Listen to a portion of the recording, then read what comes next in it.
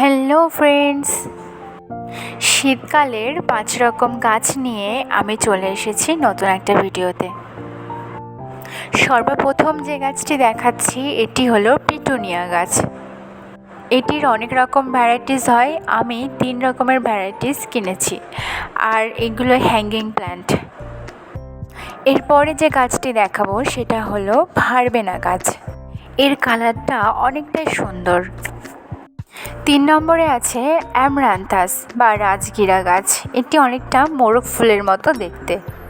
এটি পাহাড়ি অঞ্চলে বেশি দেখা যায়। 4 নম্বরে আছে গাঁদা ফুল গাছ, যেটি সকলেরই চেনা।